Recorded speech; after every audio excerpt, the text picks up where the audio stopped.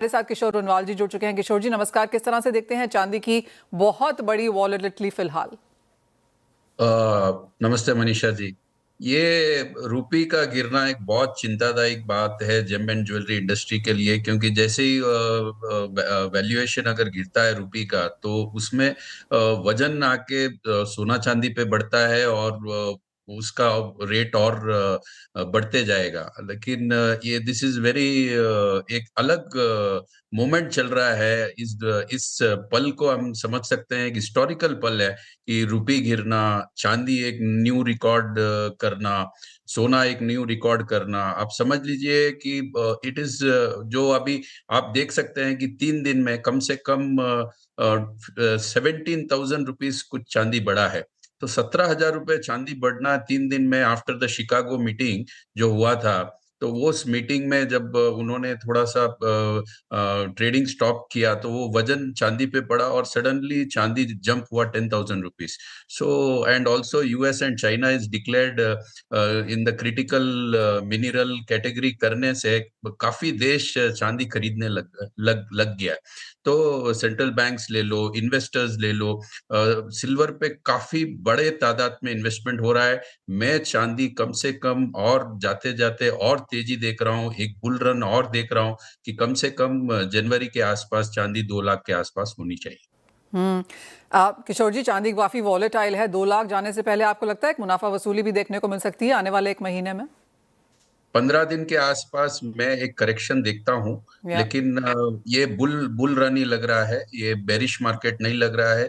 तो 15 दिन के अंदर एक करेक्शन जरूर आ सकता है, जहाँ पे, क्योंकि ये जैसे ही फेड की मीटिंग होगी वहां पे डिसाइड होगा कि अगर नीचे की ओर अगर चांदी जाती है तो 10-15 हजार रुपए के आसपास चांदी जानी चाहिए। तो दिसंबर 10-11 के आसपास जो फेड की मीटिंग है उस पर डिसीजन होगा। और सेकेंड, क्रिसमस हॉलीडेज आ रहे हैं, तो मे बी एक हाई एंड पे क्लोज होनी चाहिए चांदी, ताकि उसके बाद जो ट्रेडिंग होगी, एक गैप से ट्रेडिंग होगी।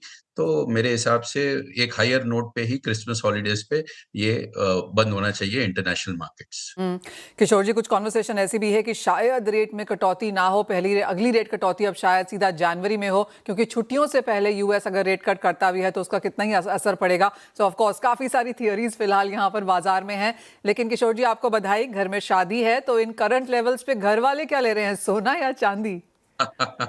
मनीषा जी, सोना चांदी हमने अभी अभी तो ऑलरेडी ले चुके हैं, लेकिन जी। जिनकी शादियां आगे है उनके लिए तो हम्म। एक बहुत बड़ा चैलेंज है, क्योंकि बहुत काफी रेट बढ़ चुका है। तो उन लोगों के लिए तो उनको तो लेना ही पड़ेगा, जो जनवरी फरवरी की शादियां हैं। तो जिनकी दिसंबर की शादियां ऑलरेडी नवंबर कुछ हद तक बेनिफिट रेट्स में लिए हुए हैं काफी लोग। तो अभी शादियों का सीजन है और मार्केट्स जनवरी से अच्छे होने चाहिए। तो मैं सोच रहा हूँ कि markets will do good in from January. Hmm. और वेडिंग बाइंग किस तरह से फिलहाल आप यहाँ पर आता हुआ देख रहे हैं? क्या लोगों को फोमो है कि ले लेना चाहिए, या फिर बाजार में ये भी है कि बहुत चढ़ चुका है, शायद एक करेक्शन दिसंबर में कभी देखने को मिले? मनीषा जी, जो अक्टूबर में तेजी देखा हमने, हम्म। अक्टूबर में 1,700 tons of silver was imported in India. तो अभी तक 6,100 tons have been come as per metal focus report. तो मुझे जो रिपोर्ट मिला है, जनवरी सॉरी अक्टूबर का जो महीना था सबसे हाईएस्ट इंपोर्ट हुआ था। तो उस time investment was at premium rates में बिका था। लेकिन हम्म। अभी मार्केट्स कोई प्रीमियम रेट्स में नहीं बिक रहा है। मार्केट्स काफी स्लो चल रहे हैं, बिजनेसेस काफी स्लो हैं, रिटेल काउंटर्स में एकदम कुछ मंदी जैसा माहौल चल रहा है। तो ओके। ये दिसंबर का महीना मेरे को लगता है काफी स्लो जाएगा। और जनवरी 15 तारीख जैसे ही संक्रांति आएगा, फेस्टिवल स्टार्ट होंगे, मैरिज फेस्टिवल स्टार्ट होंगे, मार्केट्स पिकअप होंगे।